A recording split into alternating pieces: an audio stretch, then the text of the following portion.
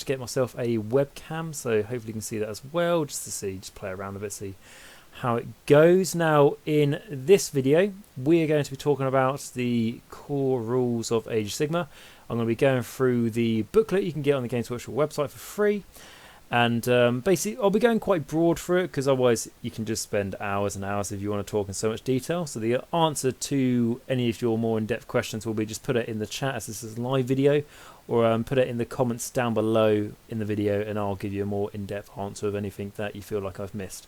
And I realised this is quite close when I did a poll to see if you guys wanted me to go through the core rules. Like 5% of you guys wanted me to go through the core rules more than the other. And what I've realised, this sort of series of step-by-step how to play Age of Sigmar is all about like sort of complete beginners, people who haven't really played any games. This whole series is for them. If you already know fully well how to play Age of Sigmar and you're not really interested in like how to play it because you already know it, literally just watch another video, because this video will not be for you. Now, personally, I haven't gone through the core rules for a little while, so there'll probably be something that I forgot or didn't know about, or think, I didn't realise that's how that works, so I'll probably learn something from this video as well. And yeah, so with no further ado, let us go into the core rules. Like I said, hopefully this is all working fine. I believe it is, so that's good. So to get to the core rules, all you want to do is go to your Games Workshop homepage. So just go to gamesworkshop.com, and all you need to do is scroll all the way down to the bottom, because the core rules are free. Go to where it says here to help, and then go to Warhammer Age of Sigmar rules.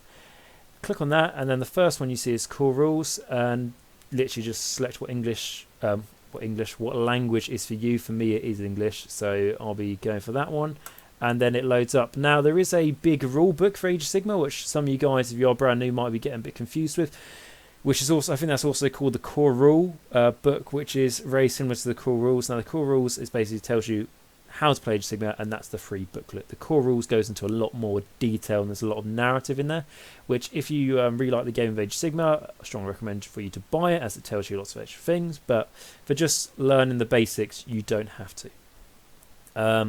Right, okay, so like I say, this is the core rules. You can recognise it from this picture of this secretary, I want to call him, and obviously the core rules written down there. Okay, so like I say, we are going to go through this with a bit more of a broad step. We're not going to spend too long talking about re-rolls or anything else. I'll always be here for a while. We're going to talk about everything in total. So I've got the chat up as well on my phone, so I can see if you guys got any questions, please put them in there. Luke is saying good afternoon mate, hope you're very well, you're keeping safe. And yeah, so guys, if you've got any questions at all, put them in the chat. Honestly, I don't care how basic they are, because we all start from somewhere. Do not feel embarrassed to ask really basic questions. Right, okay, so the core rules. So it says, prepare to enter a world of war, death, of violence, nobility and madness. You will take command of a force of mighty warriors, monsters and seed engines, and do battle in strange and sorcerous realms, unleashing powerful magic, darkening the skies with arrows and crushing your enemies in bloody combat. Cool, so just telling you basically what Age of Sigmar is. The following rules explain how to play a game of Warhammer Age of Sigmar. First, you must prepare the battlefield and muster an army of Citadel miniatures. The battle is then fought in a series of battle rounds where each player takes a turn to move and fight with their army. That's essentially how it works in the game. Now, before we go super depth into this, just want to say that in case you are not aware, I'm severely dyslexic, so if I mispronounce anything wrong, I do surely apologise for that one. So Max is saying hi mate, hope you're doing well. Stefan is saying good to see you, main. Also good to see a new live video. Yes, I haven't done a live video for a while, and this is usually my live videos are done on my phone, which are not great quality. I realise probably the camera on this isn't fantastic, but I recently got a webcam, so I thought I might as well start using it. I've got some Warhammer art in the background as well to try and make it a little bit nicer, and it's quite nice. What I can see on my screen, it's just like a little corner, which is the sort of camera, which is nice.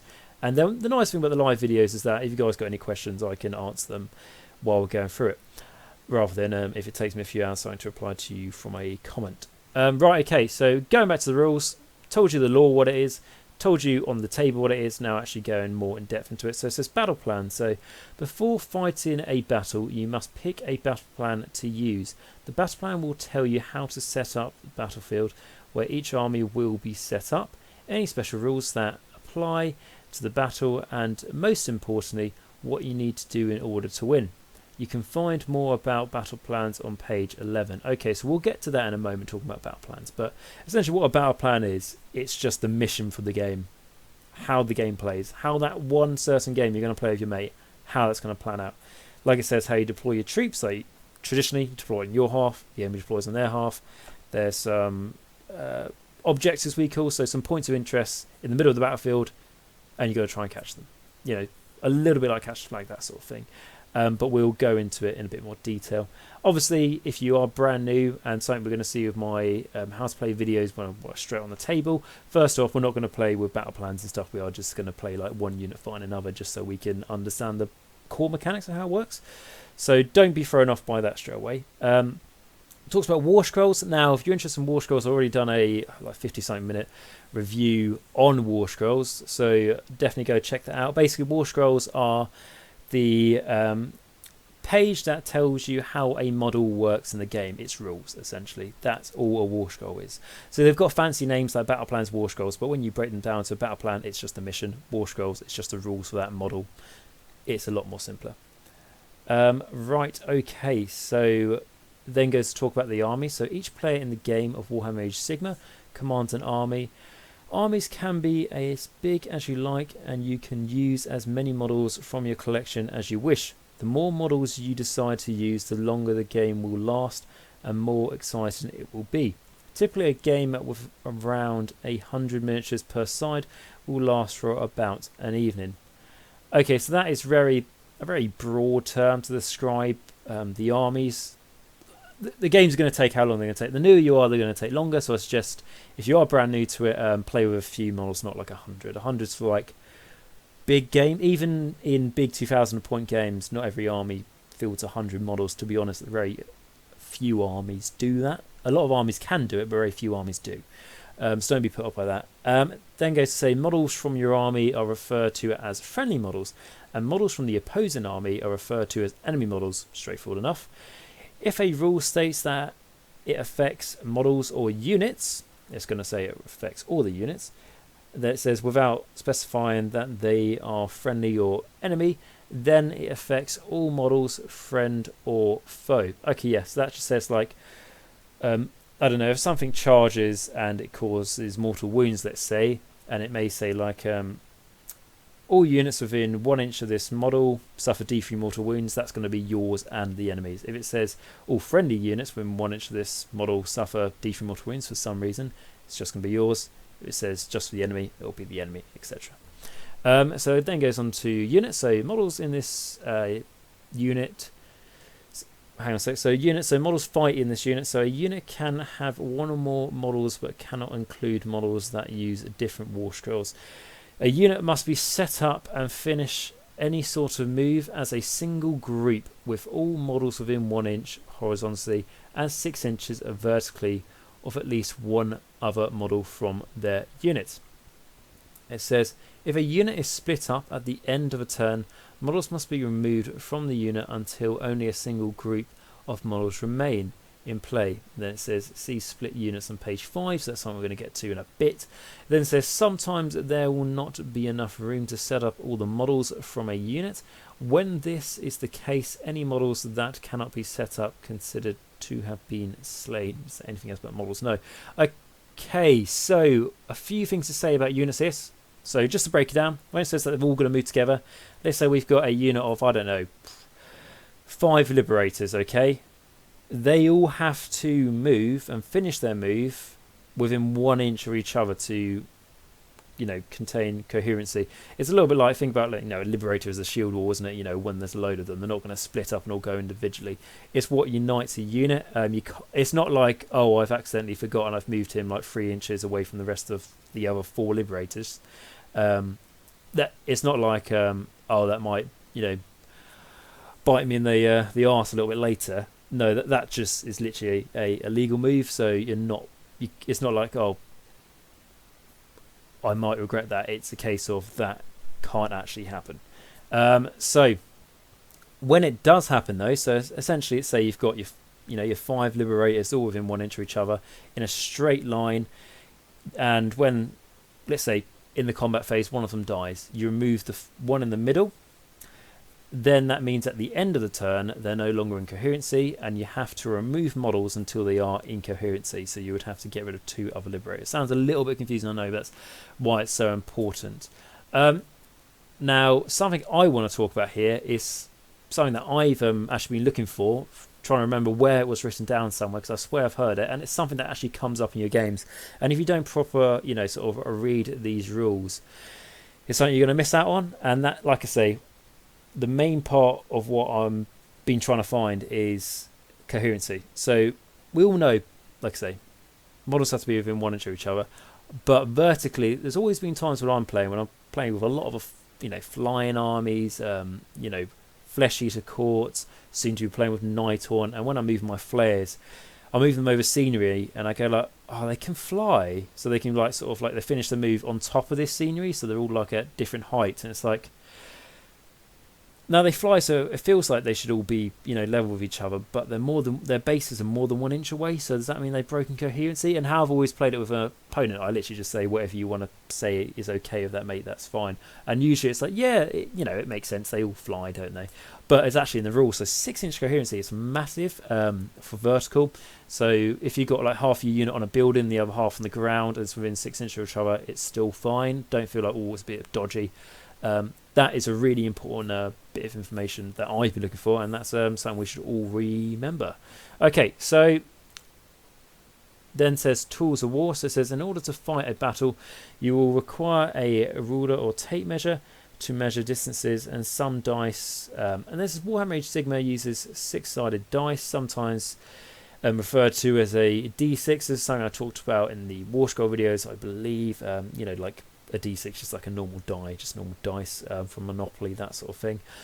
And then it says some rules refer to 2d6s, 3d6s, and so on. In such cases, roll that many dice and add the results together.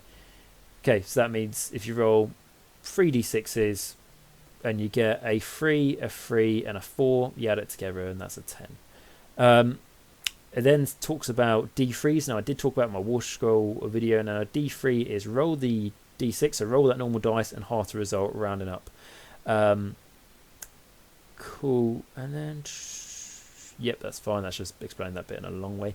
Okay, then it goes to talk about rerolls. So rerolls are something we see a lot in Age of Sigmar. So that might be units wholly within 12 inches of a Spirit Torment can, reroll failed hit rolls of 1. Something like that for Nighthorn as an example. And that's a very useful ability, as being able to re-roll your dice, if you're like me who fails a lot of dice rolls, being able to re-roll that is very important. So it says some rules allow you to re-roll a dice, which means you get to roll some or all of the dice again. If a rule allows you to re-roll a result that was made by adding several dice together, e.g. a 2d6, a 3d6, etc., then unless otherwise stated, you must roll all of those dice again. You can never re-roll a dice more than once, and re-rolls happen before modifiers to the roll, if any, are applied. Rules that refer to the result of an unmodified dice roll are referring to the result after any rerolls, but before any modifiers are applied. So there's quite a bit of text to break down here. But when we're talking about rerolls, essentially, like I say, just if it says a unit can reroll, ones to hit, just reroll those ones. When things get a little bit more tricky, is there'll be things where okay, let's say my skeleton unit, Skeleton Warriors, has got a command ability from a Vampire Lord and Zombie Dragon, which allows that skeleton unit to reroll all failed hit rolls. It's also within 18 inches of that Vampire Lord and Zombie Dragon, which means it's within 18 inches of a death hero. Now, if you watch my War Scroll videos, you know that will make the Skeleton Warrior unit get +1 to hit. So that unit of skeletons, you would think is normally hitting on 4s, but it's getting +1. So it's hitting on 3s, and just reroll on failed hits. So what I'm going to do is I'm going to roll, I don't know, my 10 dice, and I'm going to be looking for freeze, plus, all those results pass, and then the 1s or 2s I'm going to reroll. Now the big difference here is if I can't remember off the top of my head, but if the Vampire Lord and Zombie Dragon command ability that let you do those rerolls, if it says you can reroll failed hit rolls, then that technically means you have to reroll the 1s, the 2s, and the freeze, because they're your failed results, because you have to do the rerolls before the modifiers.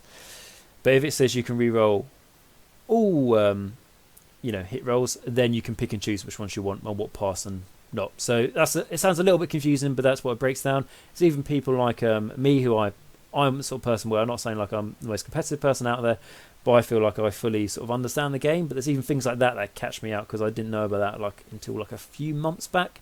So, and I've been playing for a long time. So there we are.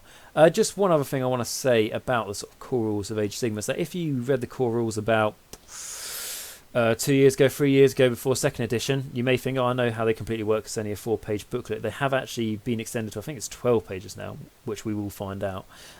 So if you are someone who hasn't read the rules since then, I strongly recommend you do, because things have changed and things are in more detail now. Okay, so then it says roll off. So sometimes a rule may require a player to make a roll off. When this is the case, each of the players roll a dice, and whoever rolls highest wins the roll off. If there is a tie for the highest roll, make the roll off again. Neither player is allowed to re-roll or modify any of the dice when making a roll off. Okay, so that's essentially like going for priority. So when you get a roll off to see who gets the turn. I roll a dice, you roll a dice, whoever gets highest wins the roll off. In most cases, as simple as that.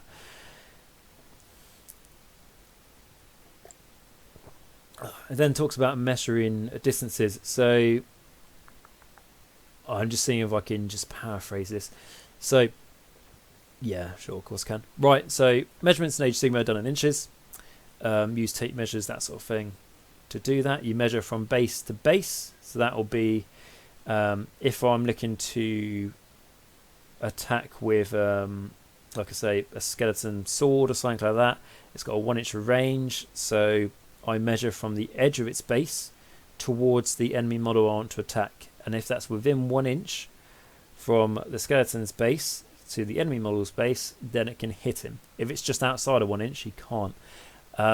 The only other thing it starts to say is that there are some abilities that say, like, I don't know, friendly units benefit from this ability if they're within 12 inches of this hero. That means that if you have a friendly unit, that one model is within 12 inches of that friendly hero, that whole unit gets the benefit, because even if one model's in it, it still counts as being within. Now, the other side of that is when things say wholly within, which is something we see a lot more in new battle tomes, Age of Sigmar, and that means that the whole friendly unit would have to be within 12 inches. So you can't do something we call like just clip units to get the benefit. You can't daisy chain things. So a bit of a difference there. Okay, so Prawn is saying what we're looking at, we're going through the core rules, buddy. So we're going through literally just the core rules of Age of Sigmar. So this is like a very beginner video, sort of breaking down the core rules, making it easier for people to understand. And even if, like I say, you've been playing Age of Sigmar for a little while now, there might be things that you don't know that are in here. Like something I've been looking for is that units are in coherency vertically if they're within 6 inches. That's something I realised.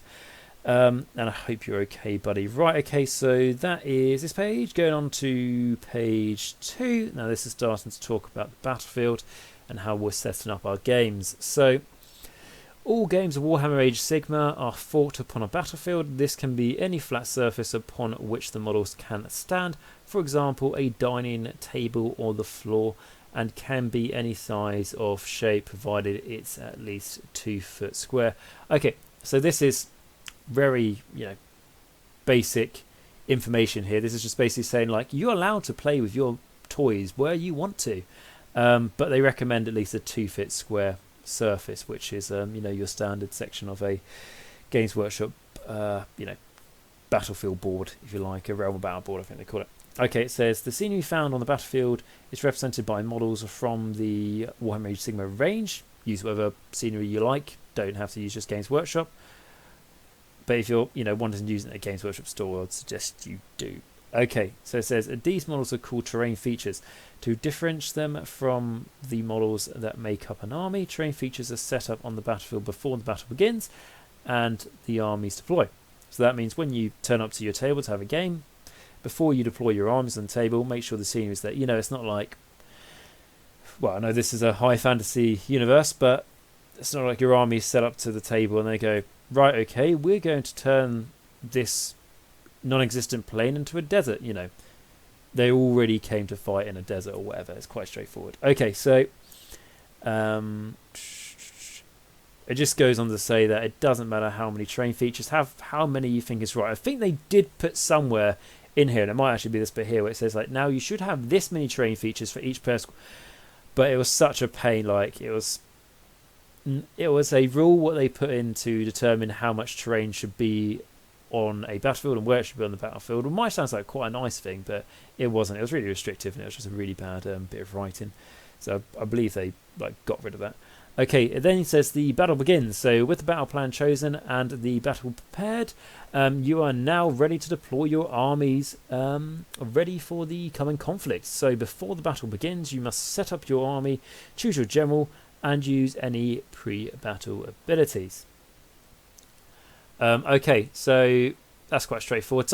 We're not talking about like really competitive play here, but I'm just used to if you're going to a tournament, something like that, you have to write down your general's name and stuff before the tournament because you're running that one army.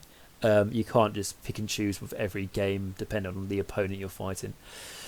Okay, this says set up armies, detail how the armies should be set up and can be found in the battle plan you are using. So sometimes an ability will allow a unit to be set up in a location other than the battlefield. When this is the case, tell your opponent where the unit is set up and keep it to one side rather than placing it directly on the battlefield. It will arrive later as a reserve unit as described on the right. So then it goes into reserves, which I'll read out now. So reserves are units that are part of your army but which have an ability that allow you to set them up in a location other than on a battlefield and deploy them later once the battle has begun. Setting up a reserve unit is not considered a move for the unit, but it may restrict a unit's ability to move in the same turn. Any reserves that have not been set up when the battle ends are treated as they had been slain when you're working out which side won the battle. Okay, so let's just unpack this a little bit. Essentially, firstly, when it talks about setting them up, it basically is just saying when you set up a reserve unit, as an example, I'm just trying to think of a really easy one. Okay, Stormcast is probably something a lot of people have commonly heard of. Right, so you can set up some of your Stormcast units up in like a Azir from the heavens, and they come down later in the game. When you're deciding to set them up on Azir and it's your turn to deploy, don't just sort of just say to your opponent, right, I've deployed, now you deploy, and your opponent might go, well, where are your models?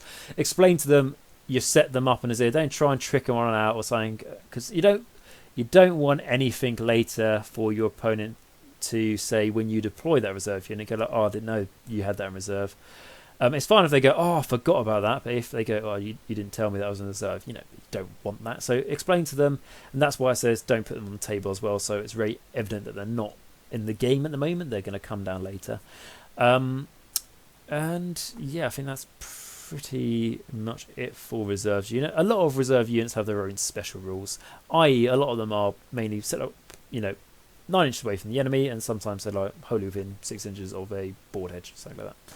Okay, so going on to choose a general. So once you have finished setting up all your units, nominate one of the models you set up to be your general. If your general is slain, pick another model from your army to become a new general. Okay, so this is something that a lot of people don't do. Everyone first chooses a general, like, I don't know, a typical Legions of the Nagash army. I'm taking Nagash as my general, I'm taking a Vampire Lord and Zombie Dragon as my general, something like that. But something a lot of people don't do, and this, to be honest, this is something that I don't really do, and I think it's because my general tends to die towards the end of the battle, so it doesn't really matter. But I don't pick a new general. That's a mistake that I've been making, so that's something that I'm learning here. When your general dies, you pick a new general. Now, as far as I'm aware, you don't, give a new command trait to that general and everything else, because it just seems very much like very situational, very picky choosy, very good for you.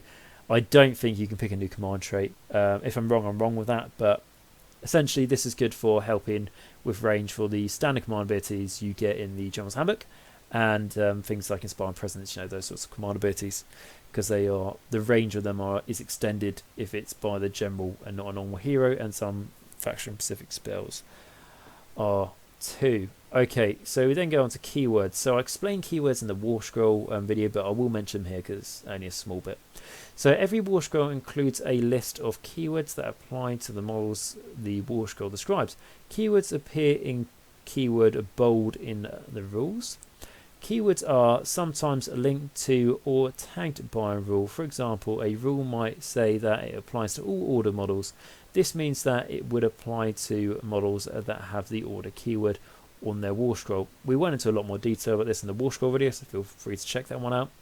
But that's a very simplified version of how that one's going to work. Okay, we have a little description. Here's a picture, so I might as well read it out. So it says all models from the same unit must be within 1 inch of each other, and at least one other model from their unit. The leader of this unit of the Stormcast Towers could be placed in a position shown above, as he could not be placed, in a position shown above, as he would be more than 1 inch away from any other models in this unit. The example I gave was Liberators, and the example they've given is Sectors, and that was very close. But yeah, that's exactly what I was basically talking about, having one Liberator, Secretary in this case, being more than 1 inch away. It's just not allowed. It's not like I said, it's not like, that might have been like a bad move. That's just illegal. Because an important thing is that, so we've got, your 4 guys here, your leader here, and then when you get to the combat phase, you don't want to tag and bring in enemy units because they're in range of this guy to fight the rest of the unit, because it's all just something that shouldn't have happened. Right, okay, so the page number 3 is all about battle rounds. So just get some water. So battle rounds essentially are, top of my head, the key part of how you play the game. Is what orders the structure of events that happen in the game. Now, I'm not going to read through the lore because we'll be here for quite a long time. So it says a Warhammer Age of Sigmar battle is fought in a series of battle rounds, each of which is split into 2 turns, one for each player. Once the first player has finished their turn, the second player takes theirs. Once the second player has also finished the battle round, is over, and a new one begins. So in each battle round there are 2 turns, one for you, one for your opponent. At the start of each battle round, the players must roll off, and the winner decides who takes the first turn. This is what people commonly refer to as the priority roll.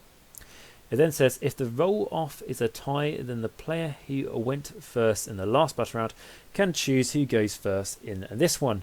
But if it is the first battle round, the player that finishes setting up their army first chooses who has the first turn. Okay, so the reason why if you tie, the person who went first in the last battle round goes first in this one is because something that happened a lot, especially first edition Age of Sigmar, was something called a double turn. So this is where, let's say I go second in the battle round, and then we roll off to go priority, see who goes first next battle round, and I win again. So that means I've had like 2 turns before my opponent gets to have a turn. Which I quite personally am a fan of, because it just adds randomness to the game, and there's times where you think, I really can't win this game, and then you might get a bit of luck and that happens to you, and then suddenly you've got a chance. But it's times when it, like I say, bites you on the arse, and you're like, I might still be able to win this, and then your opponent just gets a double turn and just smacks you completely down, and you feel like there's nothing I can do. It's just bad luck of the dice. It swings around about, so I think that's what makes it interesting. And then the other thing to say is that, yes, if you finish deploying first, that means if you finish setting up your units first, you get to choose to go first. A very simple way to explain this is, let's say you've got 5 units in your army, so 5 groups of models, and you deploy one at a time. You deploy one, your opponent deploys a unit. Let's say you've got 5, like I say, and your opponent has got 10. You are going to deploy finish deploying first before your opponent. So you'll be able to choose who goes first, and that's why some army lists we'll see. And an army list is just the models that are in your army and just written down and listed up. So that's why you'll see a few people take army lists that have got what we call low drop armies. So that means their army might only take 1 or 2 deployments, so that they can almost guarantee that they'll get to choose who goes first, because that's what a lot of their battle plan rides at. They could be an alpha striking army, so that means an army that wants to go first because it wants to charge you first. That's how it wants to start the game, by charging and fighting you to try and destroy you as quickly as possible. So that sort of army would want to be able to go first.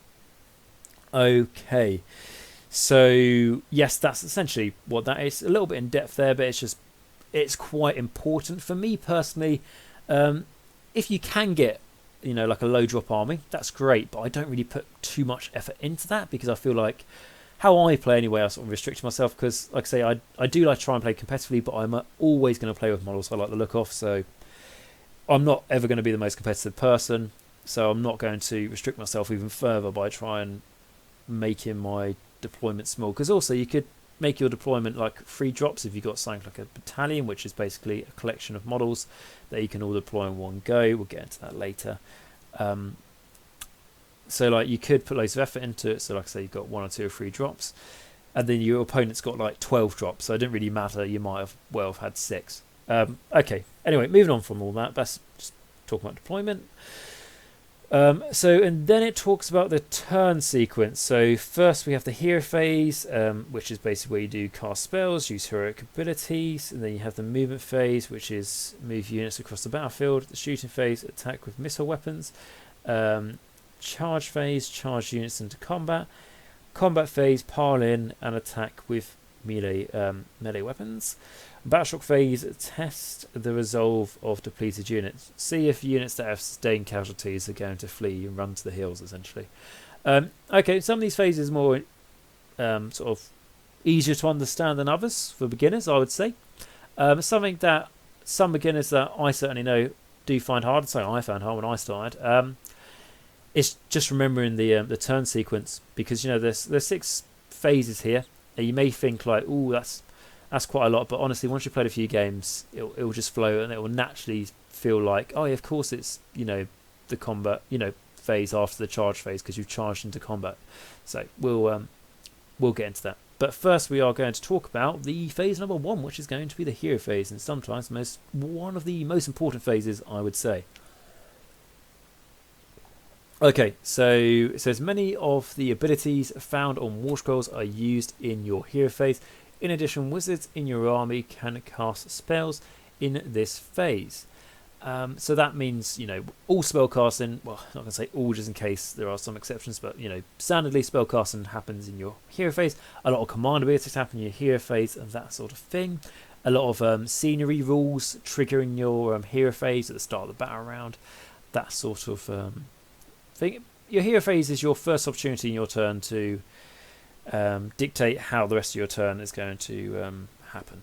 Right, okay, it then goes on to talk about command abilities in more detail. So if your hero, it says if you have any heroes in your army, you can use command abilities. Some command abilities are available to all armies, like the 3 on the right, which we'll get to in a moment, while others are specific to certain models and appear on their war scrolls, i.e. when I said the Vampire Lord and Zombie Dragon can make my skeleton unit like reroll failed hit rolls. When I say skeleton unit, just death units, or the ones that I gave in my war scroll video, like the Vampire Lord gives someone an extra attack, that sort of thing. It says some of these command abilities can only be found in that. Sorry, it says some of these command abilities can only be used if that model is your general. So don't absolutely nail me down to this one, but I think like the Nighthorn Lady Alinda can only be used if she is your general, stuff like that. It then says, when this is the case, it will be noted in the rules for the command ability. Yes, don't worry if you feel like, oh, it doesn't say it, but I don't know if I can only use this if it's the general. If that is the case, it will state it for you, so don't worry if you feel like you're doing it wrong.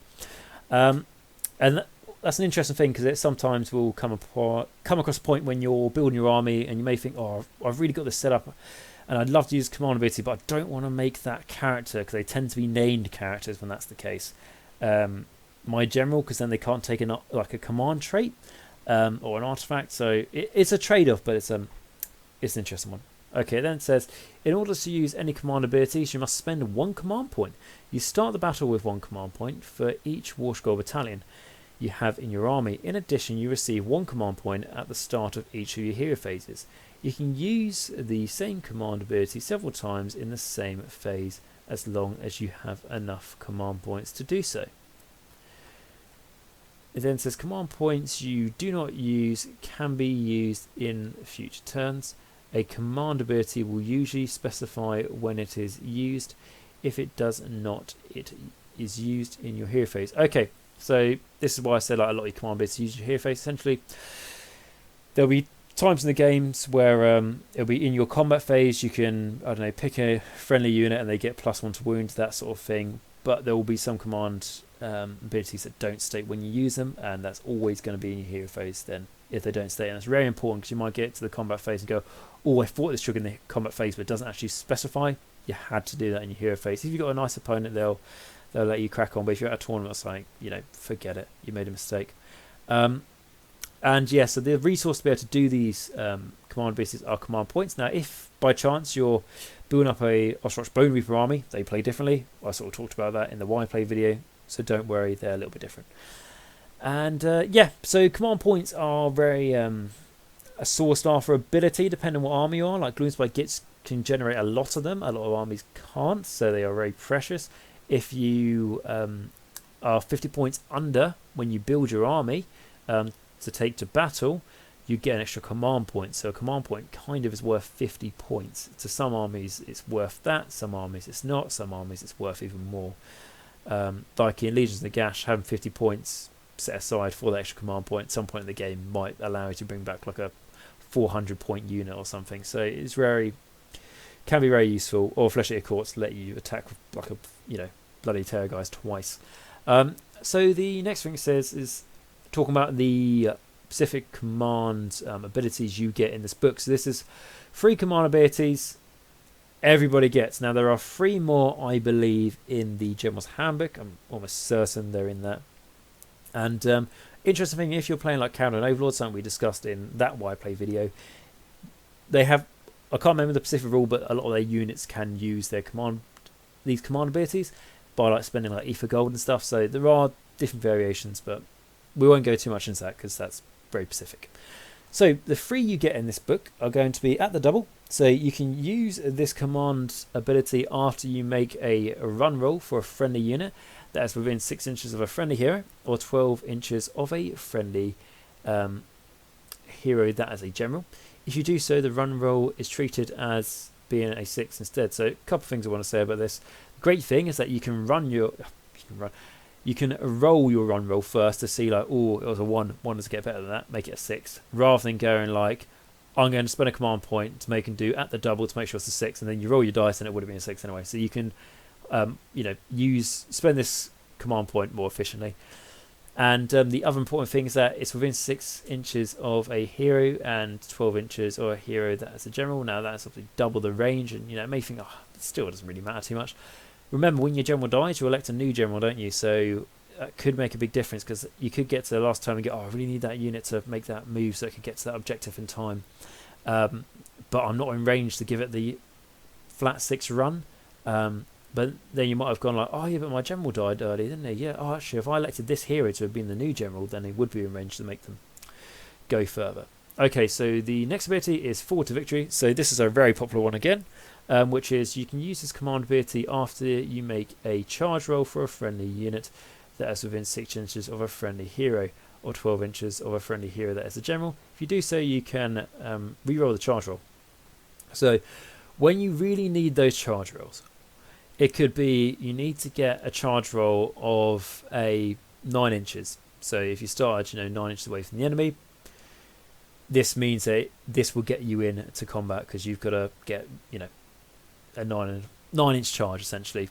And you roll your dice and you get a 6 and you think, oh god, but you've re-rolled it, and now you've got a 9, which means that sort of reserve deployment unit that was a bit of a risk, you've managed to get it in there to make them do their work. Can also be little charges as well, when you go like 3-inch charge, easy. I've rolled, even in like one game I played against my buddy Jamie from the Corn and Deacon videos, where I played him with my Flesh Eater Courts and I had a unit of 12 flares, and they got a double ones to charge twice in that game. It's like double ones to charge twice in an hour, and it was just like so annoying. And if I had a hero nearby for the second time where it happened, it would have made a huge difference. And just because, you know, if you're, I don't know, need a free to charge, if you've got the chance to re-roll that dice roll, then chances are you're going to be getting that charge, because we're going to talk about charge rolls in a bit when we go into the charge phase. But essentially all that means is you roll 2d6, add that together, and that's how many inches you can charge. Okay, so next thing talk about is Inspiring Presence. So this is something that if you came from playing Age of Sigmar a few years back, you haven't really looked at the rules or played many games since, this will be something that you're aware of, something that's been around for a long time, but it has changed a bit. So it says you can use this command ability at the start of the Battle Shock phase. If you do so, pick a friendly unit that is within 6 inches of a friendly hero, or 12 inches of a friendly hero that is a general. That unit does not have to take Battle Shock tests in that phase. Okay, last time round it was pick a unit in your hero phase, they ignore Battle Shock until your next hero phase. It's different now. This means that it only lasts one phase, so you can't sort of get 2 turns out of it, but you can be more situational on who you pick. And it is very useful. It may sound like a boring one. No, I'm running away to Battle Shock, and we will get to Battle Shock later, but it can make a difference between a whole unit completely fleeing, like I say, to the heels, and you lose an objective. So very, very important to have in the bank for that one. And again, like we've seen for the charge and the Inspiring Presence, normal hero 6, general's 12 inch. So that's why it's important to pick a new general when your general dies. Okay, so the next one is, so where we got now? Movement.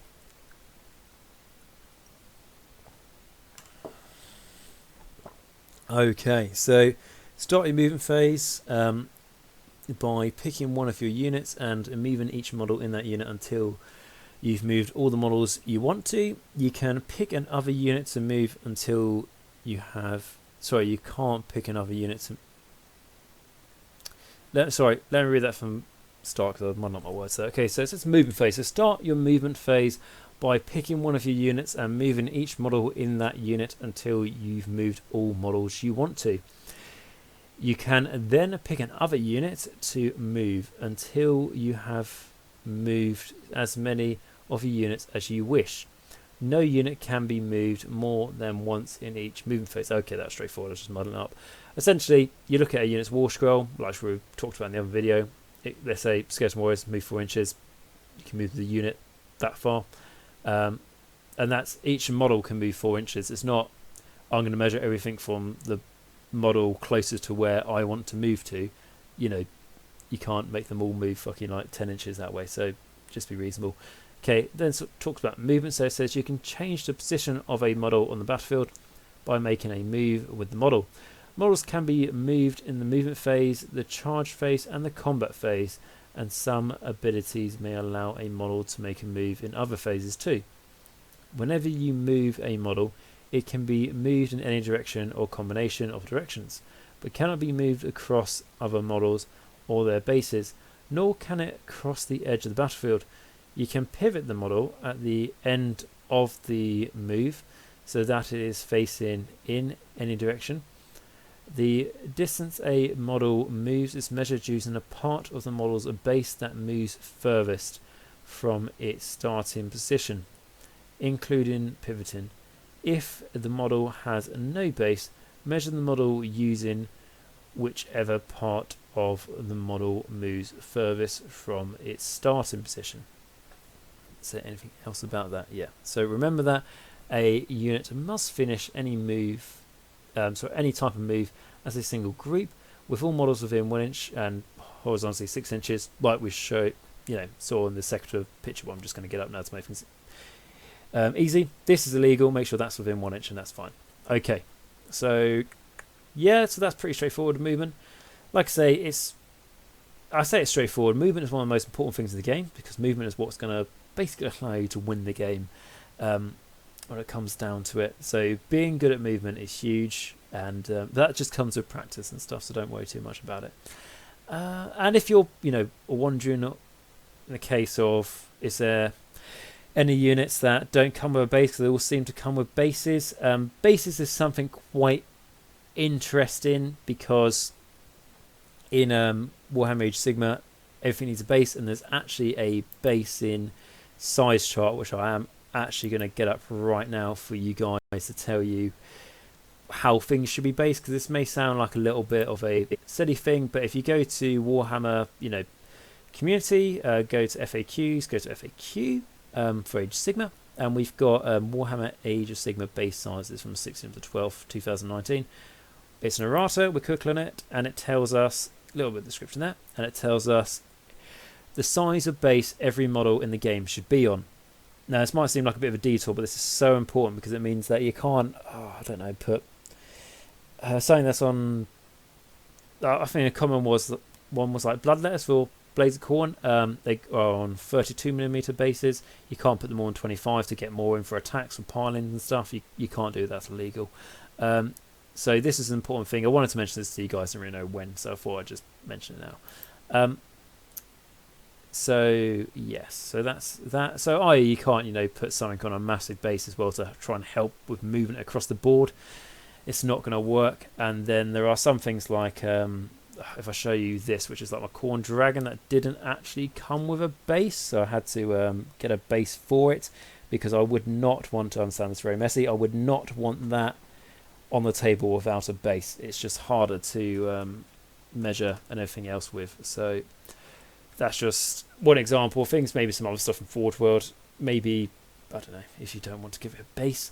Also means, like I say, if you want to be really creative with your bases and like scenery and conversions and stuff, I always tend to try and do the best I can, but I do restrict myself to the size of the base on that errata. Anyway, so that is that. Talked about long enough. So we've got Alex in the chat saying, hey buddy, hope you're okay, hope you're doing well. So Max saying, does a unit that does not move finish its move though? The age-old question. Does a unit that does not move finish its? I would say no. I'd say if a unit hasn't moved, it can't possibly finish its move. You can finish the movement phase, but I think that's different. Now, if let's say you've got, let's go back up to, I like it as an example here, I like pictures. So let's say these 4 models, all these 5 models, part of the unit. These 4 models have moved. This one hasn't, and it's within 1 inch, so everything's okay. I would still say that these models have all moved because the unit's moved. So it's a little bit of an interesting one, and it might sound like a bit of an obscure question, but you guarantee you have a game and it'll come up and it'll be like, why hasn't this been thought of before? Okay, so that's that. And then if you're wondering why you can't move over bases or something, or like can't finish a move on top of a base even, that's because each model's measured from its base, so that be a model on top of a model, which just ruins measuring essentially for the game. And an important one as well is that you can't have your base overhanging the edge of the battlefield. So if you've got, like, again, I'm going to go to a big vampire lord and zombie dragon because it's a favourite go-to model or monster for mine, and it's got a big base, and let's say it flies over and it wants to charge behind the enemy, but to do so it can fit but like a inch of its base, because it's got a big base, it's hanging off the board, can't do it. It's the edge of the battlefield. Imagine that the void of chaos or something, so you can't live there even if you're a chaos army. Okay. So it then says moving over terrain. So unless stated otherwise, a model can be moved over a terrain feature, but not through it. So models can't move through a wall or pass through a tree, but can climb over them or move around them. So that's fair enough. You can't, unless you're a ghost, and they tend to fly anyway. You can't just move over. You can't just walk through a wall. Right, a model can be moved vertically in order to climb or cross a terrain feature, counting the vertical distance up or down as part of its move. Yeah, so you can't go if it's going to, I don't think I've got actually like any terrain or anything next to me, but let's say this is the wall and then you've got your model here. You can't just move it here and go, well, I only moved 1 inch because that measurement's 1 inch. No, you have to go measure up and measure down again as part of its move. Now, if you're, when you're playing against your buddy and all that sort of thing, if there's like a door in the wall, but it's like, shut and everything, and the model you want to move through the room could open the door and fit through it, you know, sure, why not? That's just a discussion you have to have. Just be sensible, essentially. Right, okay, it's just going to get some more water. It says normal moves, so get some water first, actually. So moves made in the movement phase are referred to as a normal move to differentiate them from charge moves made in the charge phase and parley moves made in the combat phase. Might sound a bit like, what's all this? Don't worry, we'll get to it in a moment. A model making a normal move can move a distance in inches equal to or less than the move characterised. Characteristics shown on its war scroll. Enemy units and retreats. When you make a normal move for a model, no part of the model can be within 3 inches of an enemy unit. Units starting a move within 3 inches of an enemy unit can either remain stationary or retreat. If a unit retreats, it can move within 3 inches of an enemy, but must end the move more than 3 inches from all enemy units. Models in a unit that retreat can't shoot or charge later in the same turn. And I'm just going to say unless stated otherwise, because that can sometimes happen. Okay, so can't move within 3 inches of an enemy unit. Big thing, because it means that enemies can try and screen you off, can try and block you in your path, basically get in the way and do ball control with that. If they've got like a big block of 40 models, control a lot of board, sort of, you know, space. Now you can't move within 3 inches of an enemy unit because essentially then you're in combat and it's, you know, you can't, like, you have to have a, if you're trying to, you know, go around an enemy unit, you can't go around, you know, if it's a horde of zombies, you're not going to be a foot next to them trying to walk past them slowly, are you? You're going to keep your distance. And then essentially if you are in combat and you want to retreat because you think this isn't going well or you want to go somewhere else, you have to retreat, so that means you can't charge later in that turn or shoot unless something's stated otherwise, but most units can't do that. And then yeah, just one more thing about the 3 inch, can't move in 3 inch, like 40k I believe it's 1 inch, so there is a difference here. And yeah, that is pretty much that. So it then says running, so when you run you roll a dice, you add whatever result you got on that d6 to your movement characteristic. That's how far you can move. Most things can't run and charge or run and shoot. It's as simple as that. And remember, we go back up to that command ability, which is at the double. That run can be a 6 instead. So flying, you can fly over enemy units and terrain features, and you don't have to count the vertical move when you do that and drop down like models you can't. I'm not going to read through all these paragraphs, so they're quite straightforward. That. I'm just going to read this. Lord Arcanum has a move caster of 12. It moves 4 inches to reach a low wall that is 2 inches high. It will need 4 inches of movement to cross the wall, 2 inches up and 2 inches down, leaving it with a maximum of 4 inches of movement on the other side. Yep, it's literally just a bit of maths there, adding and subtracting. Okay, so then we move on to... Ooh, this is a bit quicker, I like this. Then we move on to the shooting phase. Okay, so shooting phase. In your shooting phase, you can shoot with models armed with missile weapons. They've got guns, bows, throwing axes, that sort of thing, flaming weapons. Each model in the unit attacks with all of its missile weapons it is armed with. See attacking opposite, so we'll get to that in a moment. Remember that models that have run or retreated cannot shoot in the same turn. After all models in the unit have shot, you can choose another unit to shoot with.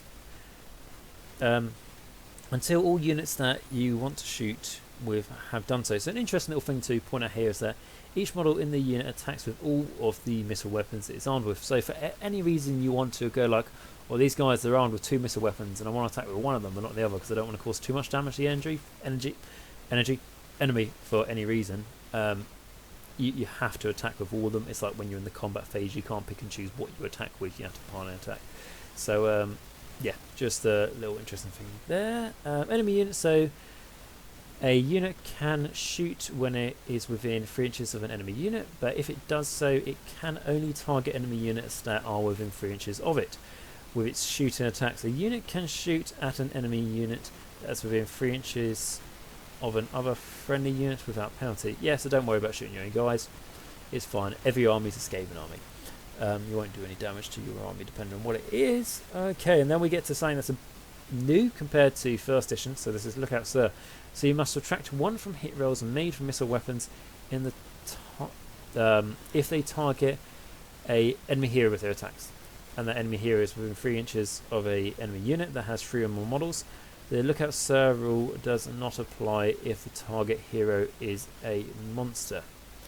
Okay, so I'll try and remember at the end of this, we will go through a FAQ if they've done one for this, because I think maybe a couple things have changed. But for this, essentially, if your hero is within 3 inches of a unit of 3 or more friendly models, and the enemy goes to shoot it, one of your friendly models jumps in the way like a bodyguard to save your hero, thus the enemy's -1 hit. So just something to bear in mind. Makes it a bit harder to kill enemy characters, which is good though, because otherwise before they brought this in, it was just too easy to snipe off characters.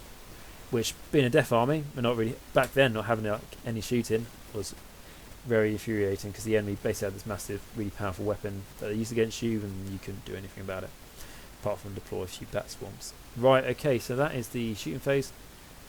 We then go into the charge phase.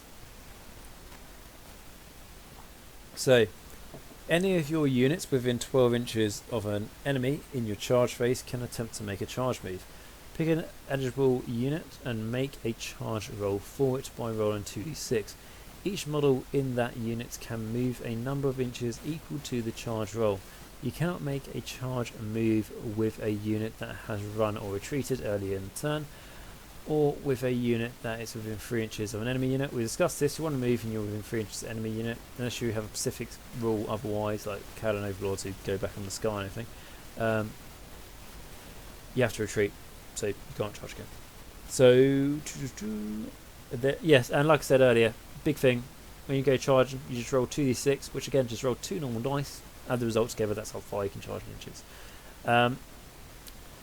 The other thing to mention there is that you have to be within 12 inches of an enemy, and you may go like things like, I don't know, I've got, let's say, Chaos Knights. They get +1 to run and charge rolls, I believe. So you think like, oh, I can pick an enemy unit within 13 inches, because if I roll 2 6s +1, that's 13. You know, it's possible. No, they have to be within 12 inches. Big difference there, because there are things that like give me +3 to charge, but if it doesn't state that you can charge something like up to 15 inches away, in that case, it has to be within 12 inches. Big difference. So the first model that you move from a unit making a charge move must finish the move within ½ an inch of an enemy unit. You do not have to pick the target for the charge before making the charge roll. If that's impossible, or you decide not to make the charge move, the charge fails and no models in that unit can move in this turn. So it's a little bit like if you're, I think in 40k you have to declare what you want to charge, so they can do Overwatch against you. But in this, there's no such thing. There's a lot of times where I see people play and they're going like, oh, I don't know if I should charge in or not. And what they need to get is like an 11 anyway, so it's a really hard charge, and they're still not too sure if they want to charge or not. Literally just throw the dice, because you're more than likely not going to make the charge. And then if you do make the charge, then when you know you have the full option of making the charge, then you choose, not handsing around for about 5 minutes and then rolling the dice and going, oh, I was never going to charge anyway. The other thing to mention there is that it's ½ inch, so let's say you get a 9 to charge, really is like the enemy unit can be 9.5 inches away, how it works, so that is very useful. So many times where you like, I don't know, you're debating if something's like, oh, is it 6 inches or is that 7 inches away? We go, oh, we'll call it 6.5, and then you get a 6, and then plus the half, it works out. So once all models in one unit have made their charge moves, you can pick another eligible unit to make a charge attempt until all units that you want to charge in your army have done so. So what this means is that you can't go, right, I've got, I don't know, 3 units here lined up to charge. I'm going to roll to see what this unit charges, and then I'm going to roll to see what this unit charges, and then I'm going to roll to see what this unit charges. Now I know how they're all going to charge, I'm going to move them now with that knowledge. You can't do that. You have to roll 1 unit's charge, move that unit's their charge move, and then go on to the next one. You can't do it with all the foresight, so there is some risk here. You can't go, oh, I want to make sure my models in this unit can attack the enemy, but if I do that, I'm going to block off the possibility of my other unit being able to get in there in that charge. So, it's a risk you have to take. I mentioned that because I see people doing that wrong, and that does annoy me.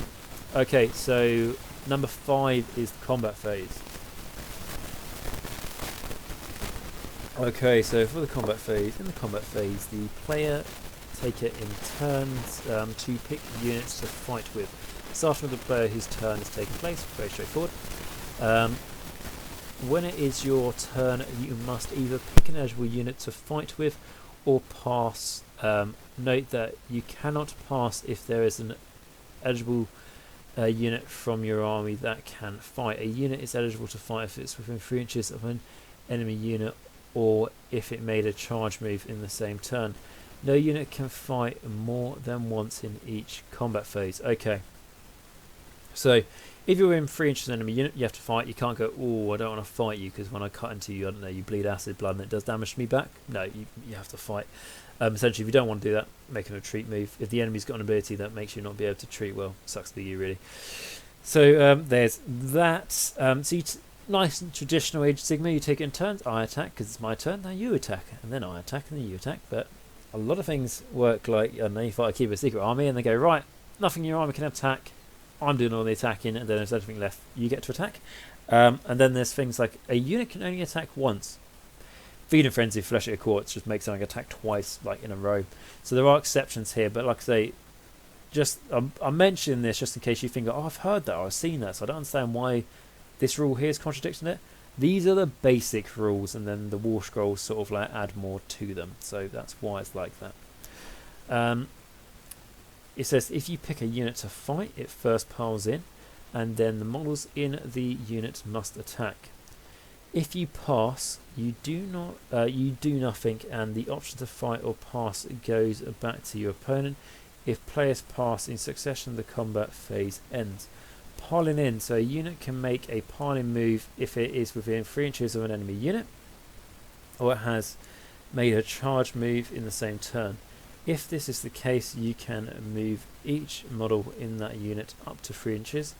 Each model must finish its pile in move at least as close to the nearest enemy model as it was at the start of the move. Now, things like this is easy for me to explain when we are actually playing on the tabletop. Essentially, when you pile in, you move up to 3 inches, you have to move towards the closest enemy model, so that can't, I don't know, like if I can show you, can I go up to, yeah, okay, let's go up to the sectors, we can find a way to explain here. Okay, so that means let's say, okay, let's say these two are enemy models and these are friendly models, yeah? So 3 against 2. So this one's closest model has to pile and attack towards is that one. This one's closest model has to pile and attack to is let's just say this one.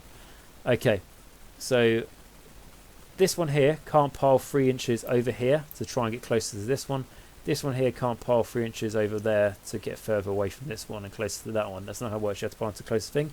What you can do, and like I say, it's going to be easier to explain when I do it on the tabletop, but we could make this one pile in within 3 inches here, but with his weapon range within 1 inch of this one, so he can still attack this one if they were like different units.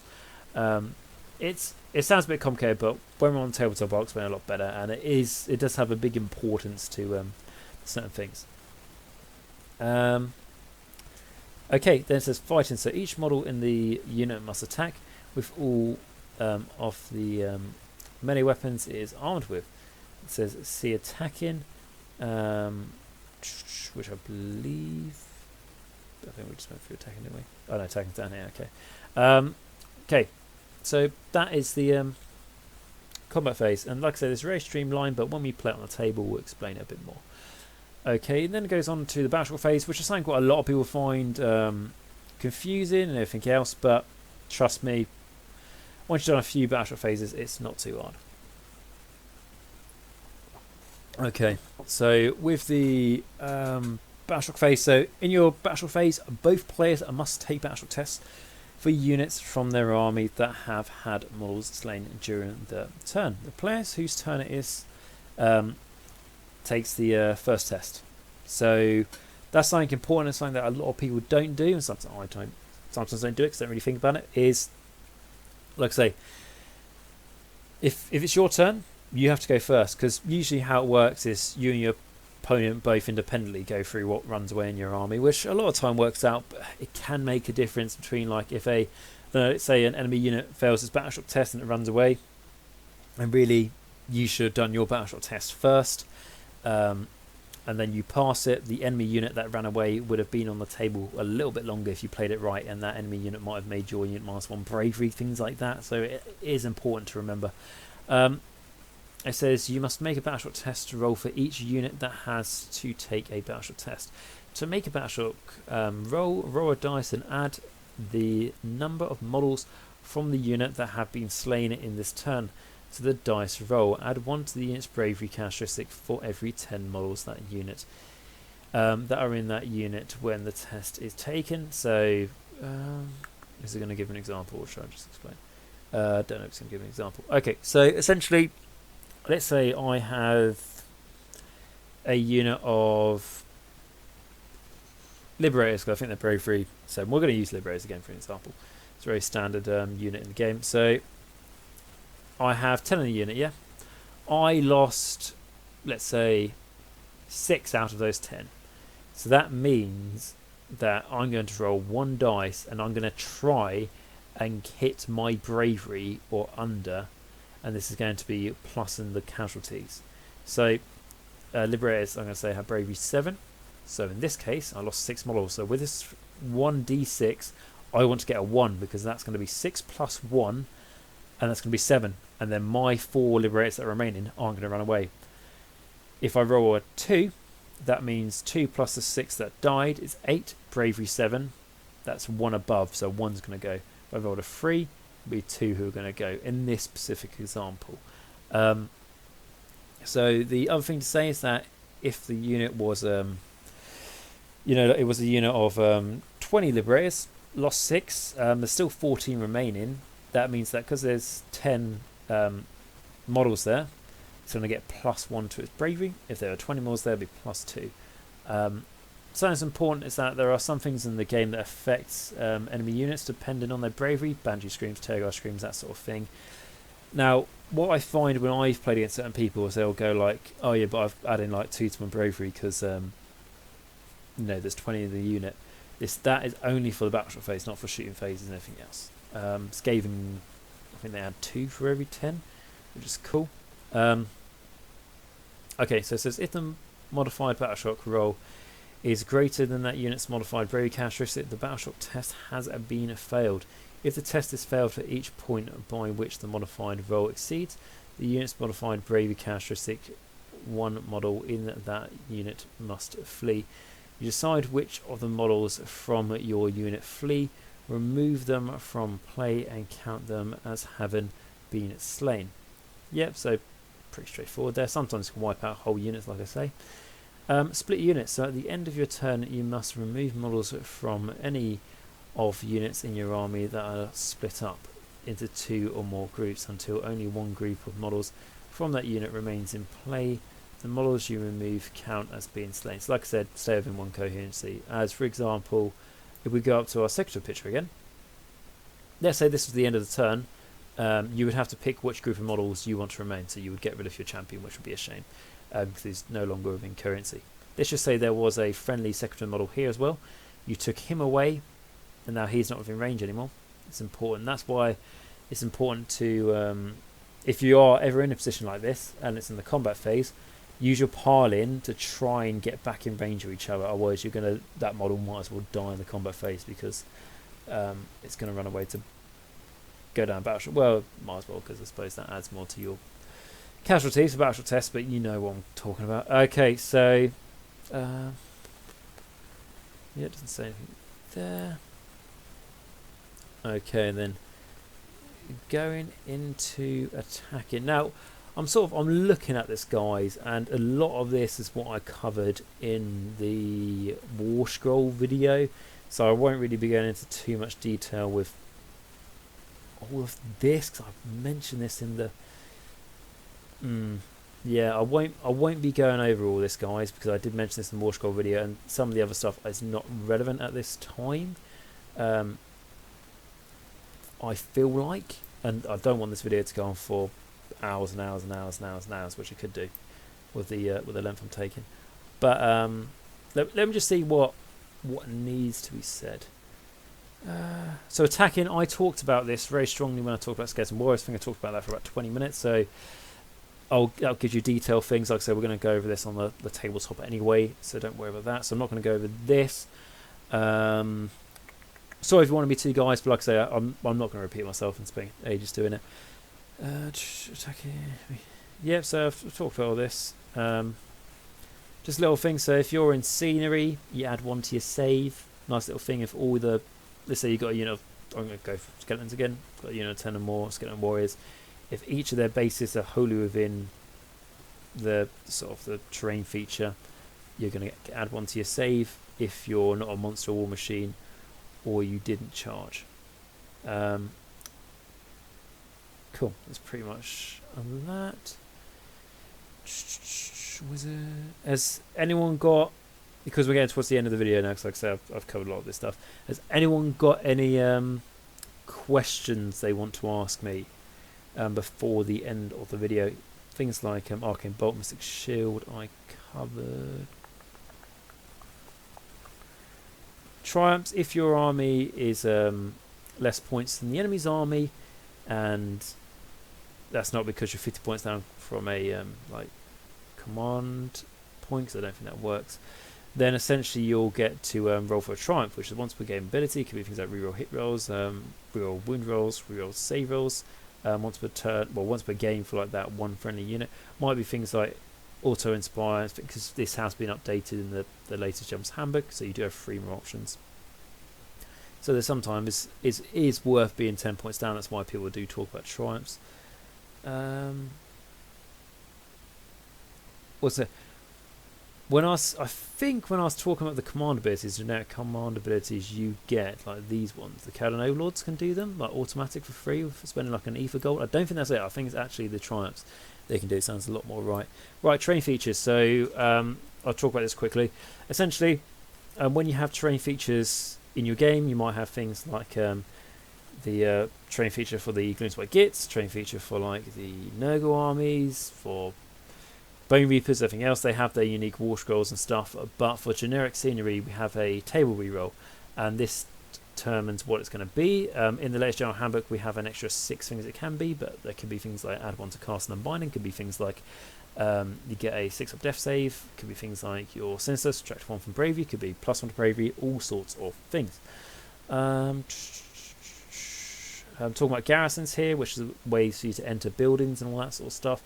Doesn't really come into the game too much, but it certainly did more when Cowden Overlords did come out, and Max, when we talked about Cowden Overlords, we did go over this quite a lot, so I would check that one out. Battle plans, we talked about battle plans. It is literally just the mission. Essentially you fight over, like I say, this is more sort of in depth than the first sort of like table playthroughs I'm going to be doing, you guys, but essentially in battle plans you fight over objectives. There will be a few objectives on the board. Let's say there's 3. Each one of those gives you I don't know, let's say 1 point each.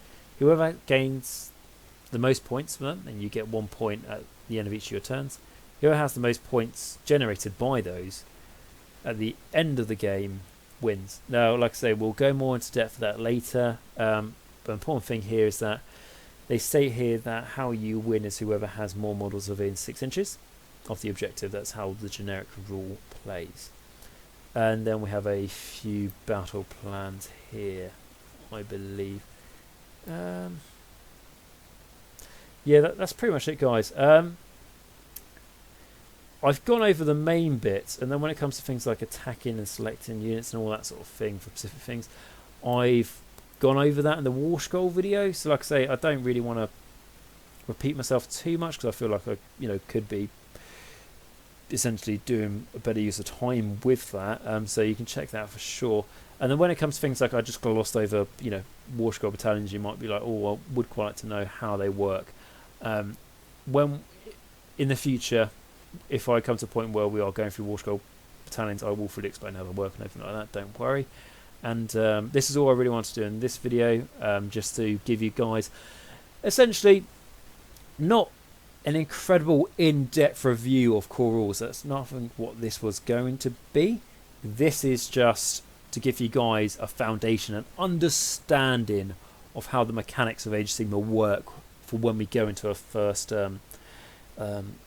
tabletop, how to play Age of Sigmar video. And like I say, I know a lot of there's quite a few people who wanted me to go straight to tabletop, but like I say, this is for the very beginners, so it was important for you guys who wanted me to review the specific rules to learn what you can from this video before we go into tabletop, because I didn't want to really confuse you.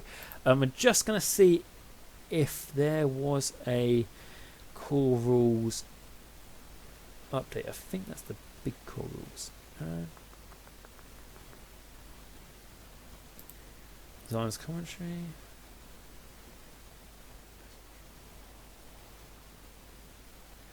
I think all these questions are just idiotic.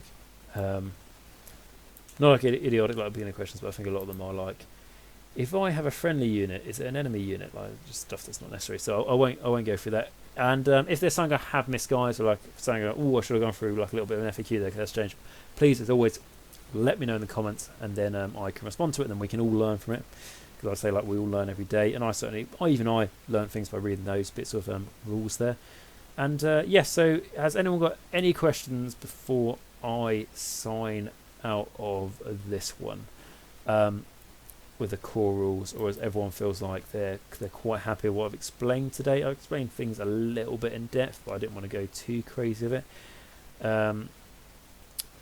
Cool. I don't think there's any questions, so that's fine. If I have missed any questions for some reason, please put them down in the comments below, and I'll happily respond to them and help you guys out best I can. I'm really happy that you guys are responding well to the how to play series. I think it's quite a nice thing what someone suggested for me to do it, like Matty from the Discord,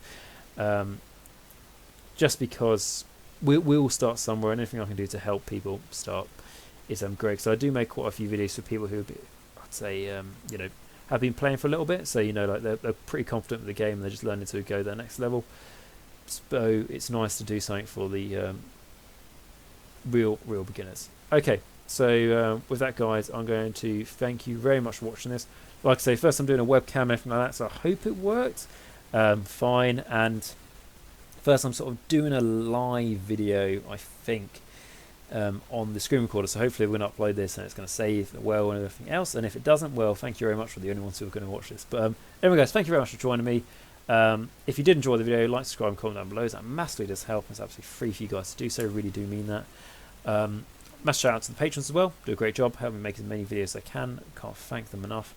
And remember, guys, stay safe, everything out in the world. Hope everyone's okay. Hope everyone's feeling okay. And wash your hands, that sort of thing. And remember, until next time, Nagash is all, and all is one in Nagash.